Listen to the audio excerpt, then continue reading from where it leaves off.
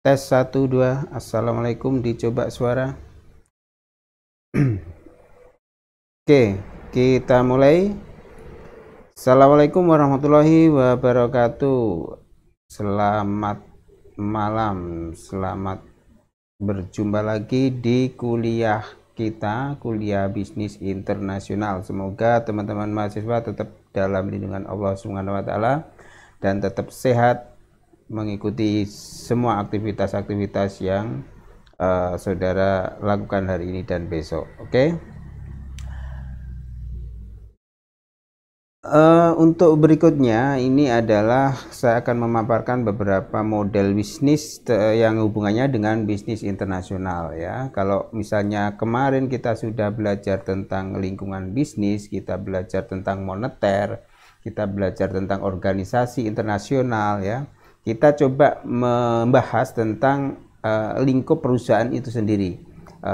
Seberapa atau bagaimana perusahaan yang harusnya bisa berkecimpung atau mampu bersaing di dunia internasional ya.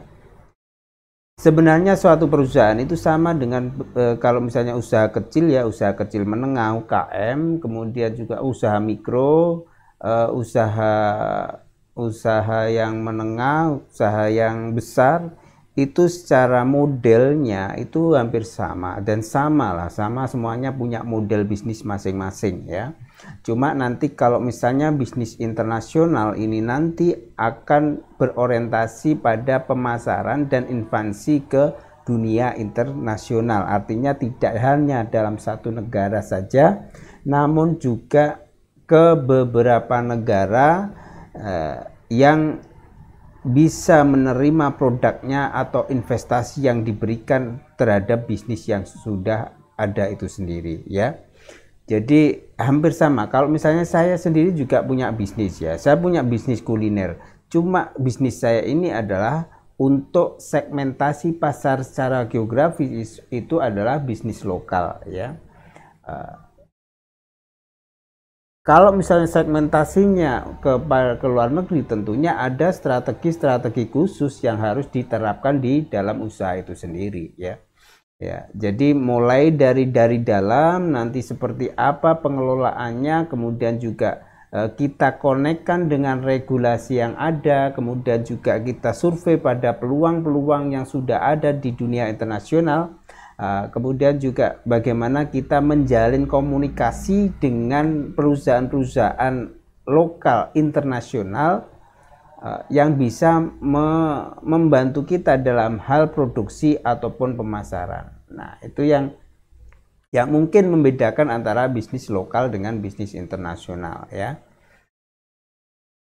Seperti halnya bisnis lokal atau bisnis UKM, seperti saya seorang UKM itu punya model bisnisnya ya. Kalau Anda pernah mendapatkan materi atau teori tentang kewirausahaan, tentunya Anda akan dikenalkan dengan model bisnis atau dalam secara simple bisa dirangkum dalam bisnis model kanvas.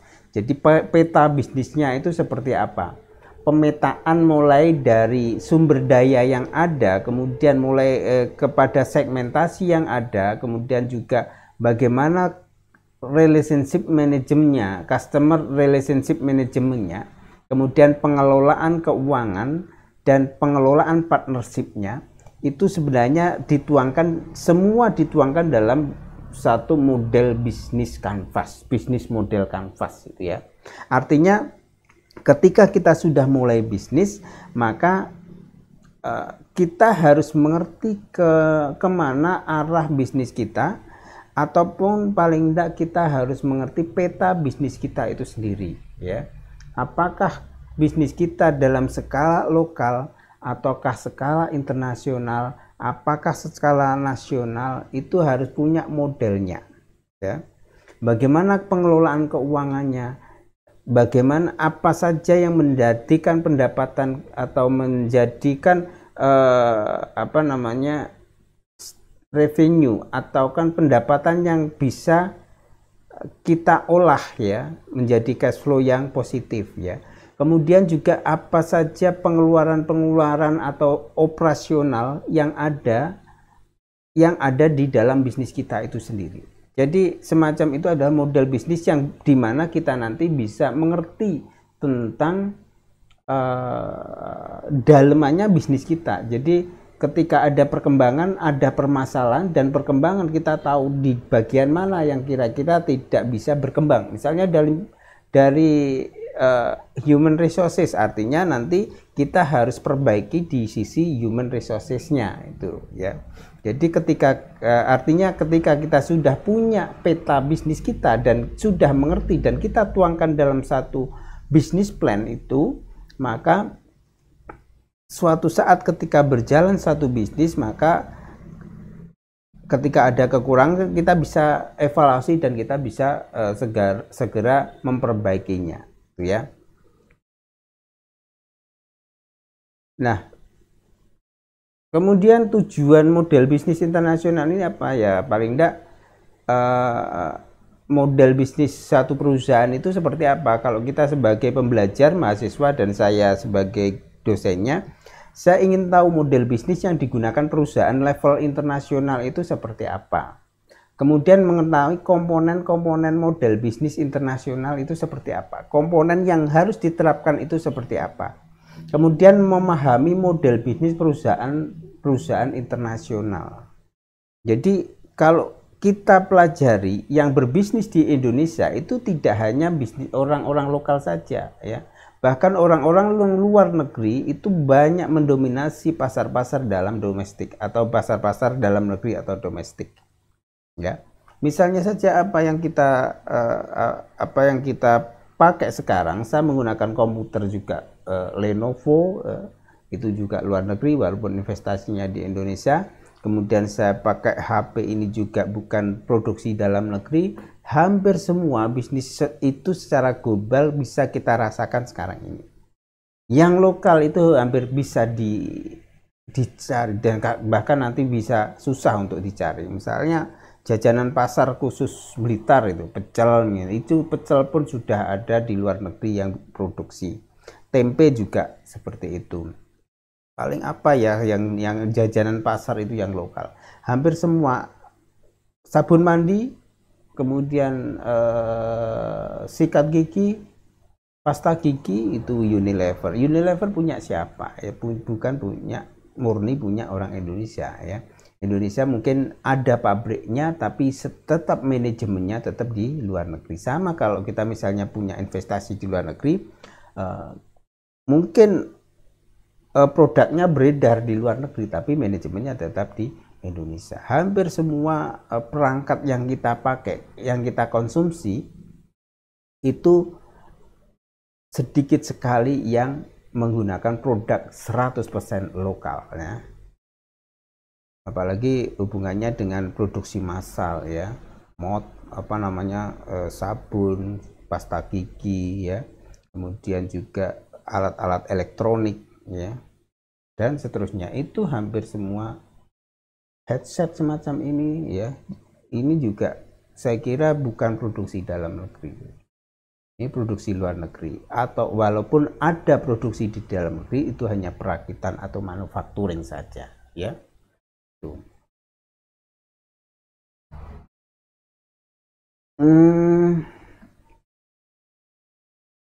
Jadi itu tujuannya. Kemudian secara garis besar model bisnis digambarkan menjadi 3 bagian: jenis produk yang dihasilkan, ketersediaan tenaga kerja dalam membuat produk tersebut ya, strategi pemasaran yang dilakukan distribusi, pengiriman hingga proses penjualan, kemudian strategi harga yang digunakan dengan metode pembayaran dari pelanggan. Itu diuraikan dalam beberapa komponen. Komponen dalam model bisnis satu perusahaan itu apa saja ya. Paling tidak satu perusahaan, katakanlah saya punya perusahaan multinasional, harus bisa menggambarkan bisnis definisinya. Saya itu berbisnis apa, untuk siapa, ya, menyediakan apa, dan target pasar saya siapa, ya. Itu bisnis definitionnya. Jadi harus bisa mendefinisikan Saya jualan gorengan ini untuk pasar lokal radius 1 km dari tempat saya jualan.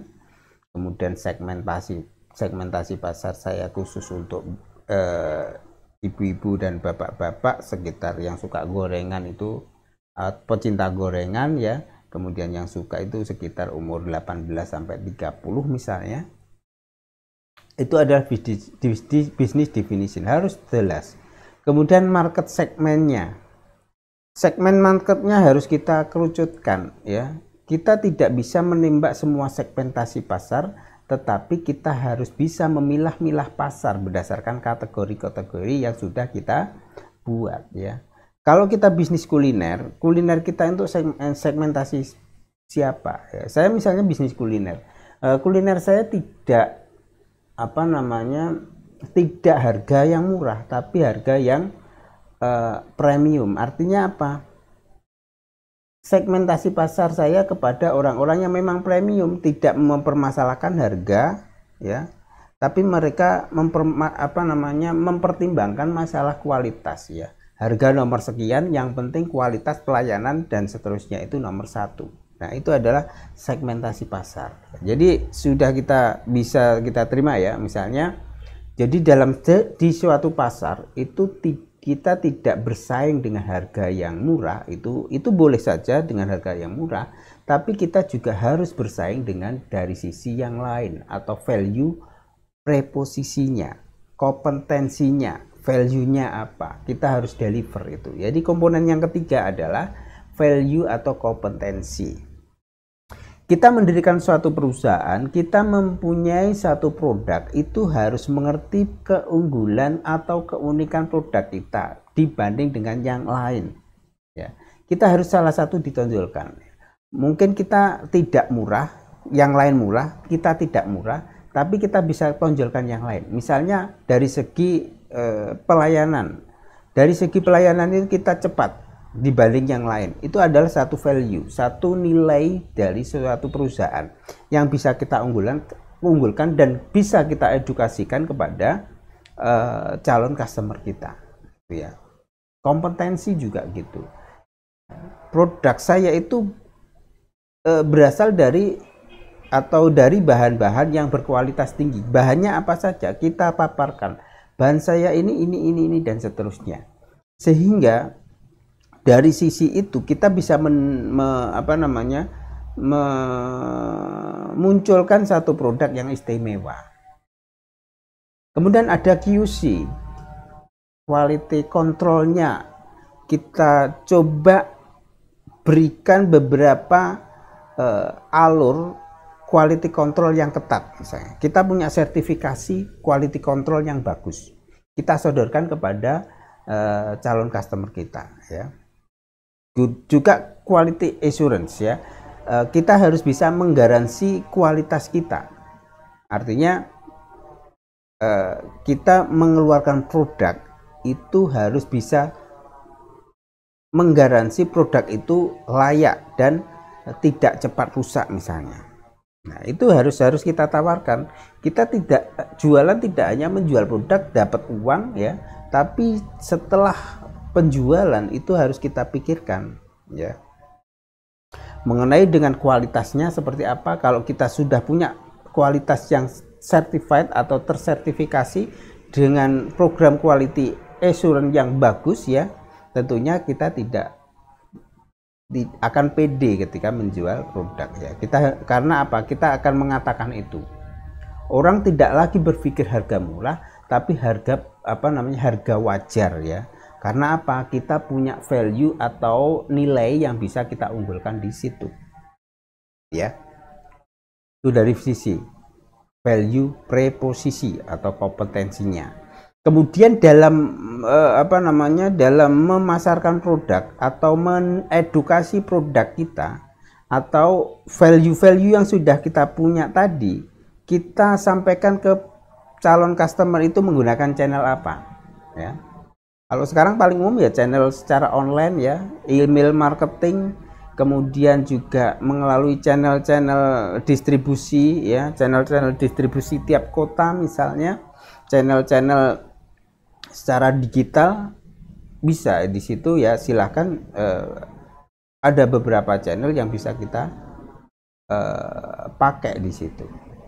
Nah, kemudian CRM, Customer Relationship Management-nya pakai apa ya? Ini penting sekali karena apa? Ketika kita menjual produk, kita harus aware, kita harus katakanlah sadar bahwa kita menjual produk itu mesti nanti ada namanya feedback dari customer.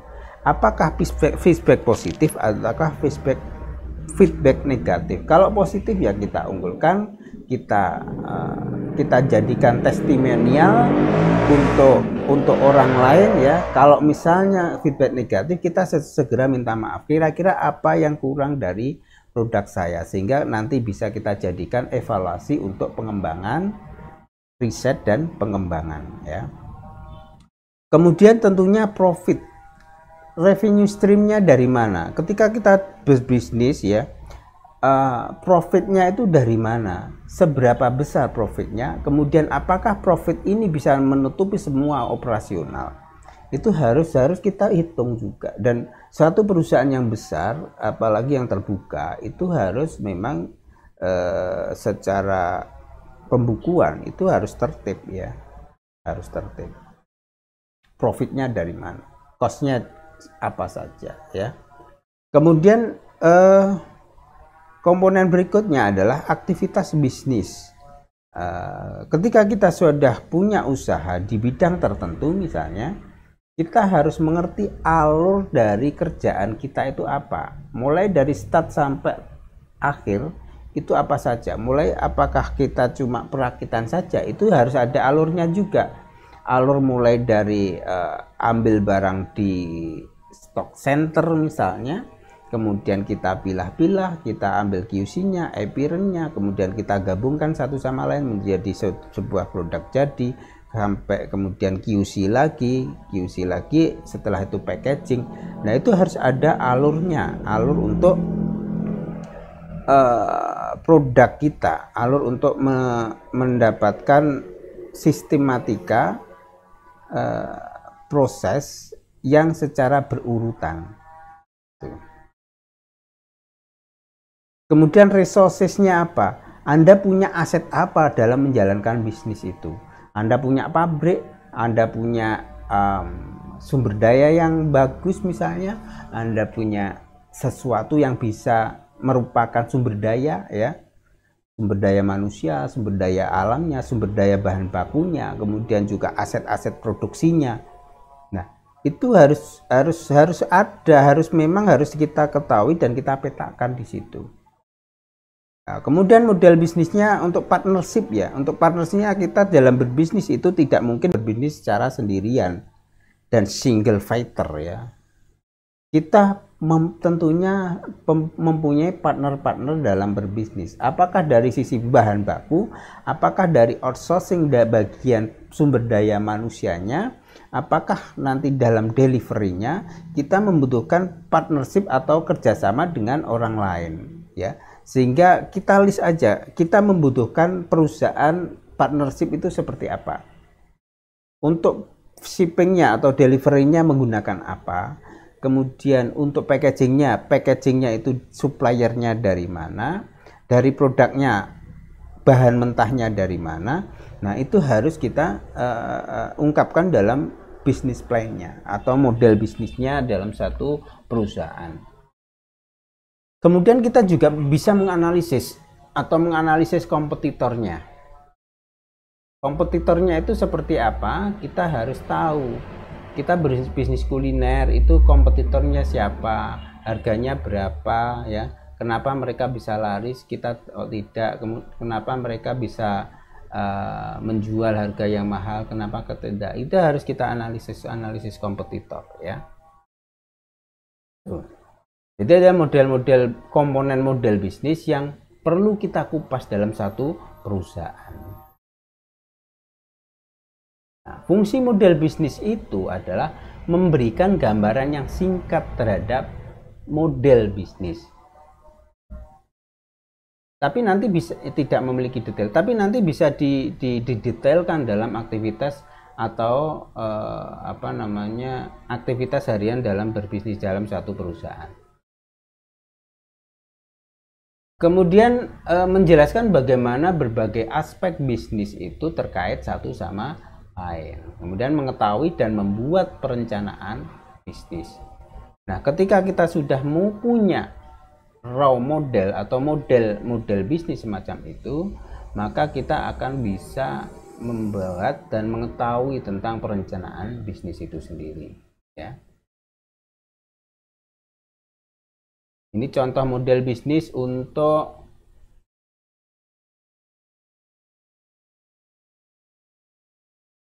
Google ya. Nah, Google sudah beroperasi di seluruh dunia. Customer segmennya siapa? Nah, ini saya coba view-nya, saya perjelas zoom.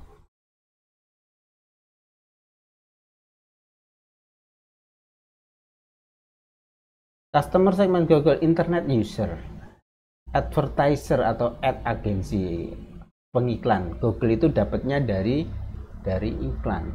Google Network Member, tentunya Anda seorang Google Network Member. Anda seorang istilahnya pengguna dari Google, artinya nanti dalam database Google itu Anda akan terekam di situ. Anda itu punya umur berapa, kemudian laki-laki perempuannya, itu nanti secara demografi sudah terekam di Google, sehingga ini merupakan segmentasi pasar dari Google itu. Mobile device owner, orang yang punya HP itu juga target pasar dari Google, karena di HP Android itu tentunya ada aplikasi yang Google punya ya. Kemudian developer dan enterprise, pengusaha. Kemudian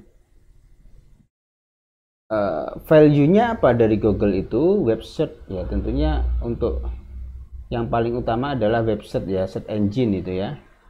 Kemudian Google Plus itu sudah tidak beroperasi, katakanlah mungkin usernya terlalu sedikit atau kurang menguntungkan, Google Plus-nya tidak. Kemudian target ad using AdWords. Ini adalah target kepada perusahaan-perusahaan yang menggunakan Google sebagai alat untuk mempromosikannya. Extend ad using AdSense ya. Jadi Google itu punya program AdSense ya, yang bisa memberikan peluang untuk kepada advertiser untuk mendapatkan royalti dari iklan yang sudah ditayangkan. Kemudian advertising display management service ya. Nah, Google juga punya jaringan display untuk advertising ya. Google, YouTube itu dalam satu perusahaan ya. Kemudian OS, platform Android, Chrome dan seterusnya. Itu adalah keluaran dari Google ya. Kemudian ada juga Google menawarkan web ya, menggunakan Google App, Google App atau Google App Application. Kemudian juga hosted web yang bagi orang yang ingin membuat website ya, Google juga menyediakan fasilitas itu ya. Kemudian channelnya apa? Channelnya multi product sales force ya. Jadi Google karena sudah punya jaringan ya, produknya itu merupakan channel yang bisa kita distribusikan kepada calon customer.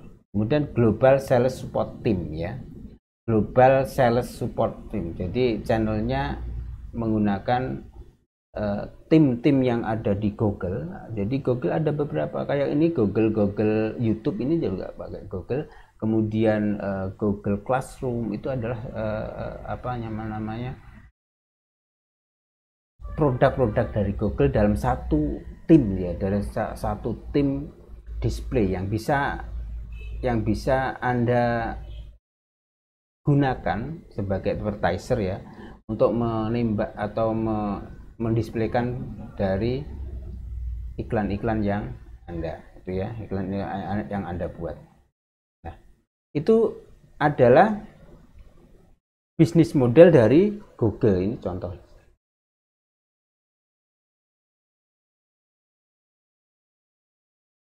Kemudian revenue streamnya apa? Revenue streamnya adalah ads new revenue, ya. Ada yang free, ada yang revenue. Jadi Anda misalnya membuat email itu gratis, tapi dalam sampai nanti ada beberapa kapasitas yang harus membayar. Katakanlah emailnya terlalu terlalu sering dipakai, kemudian kapasitas dari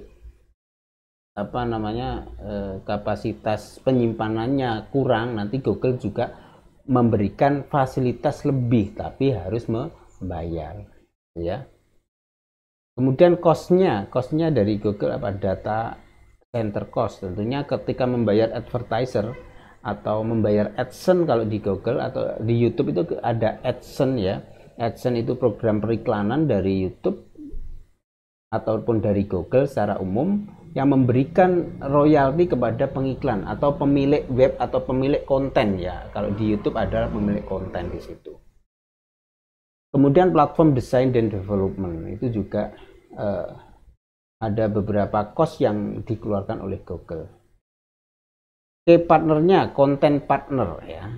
Saya pun Anda kalau misalnya membuat konten di YouTube misalnya, Anda adalah partnernya dari Google. Karena apa? Kalau tanpa konten nanti YouTube juga displaynya mau dibawa kemana, ya. Display dari Google itu mau dibawa kemana, ya. Ini Facebook. Jadi itu sebagian dari manajemen sistem untuk atau model bisnis yang ada di Google. Oke, mungkin ada beberapa model bisnis yang bisa kita jadikan referensi, ya. Ini hanya bisnis karena berbasis online dan saya sering juga menggunakan Google dan Facebook sebagai media untuk promosi. Saya cuma menggambarkan ini yang merupakan model dari bisnis internasional. Oke. Jadi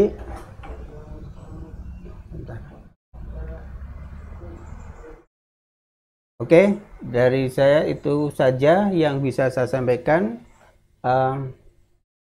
Mungkin untuk selanjutnya silahkan absen di bawah, ya. Ini nanti secara audio visual juga saya upload di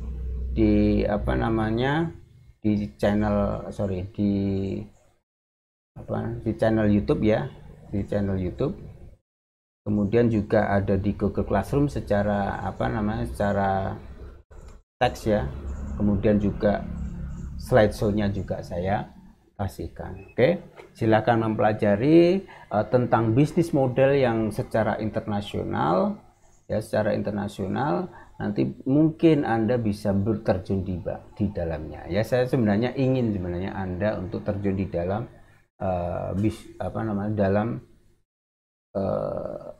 berbisnis secara internasional. Lokal dulu, kemudian kita juga memulai dalam mencoba atau berusaha untuk belajar supaya bisa merambah ke bisnis internasional. Oke, terima kasih atas perhatiannya. Sampai jumpa minggu depan, ya. Dari saya itu aja. Terima kasih. Assalamualaikum warahmatullahi wabarakatuh.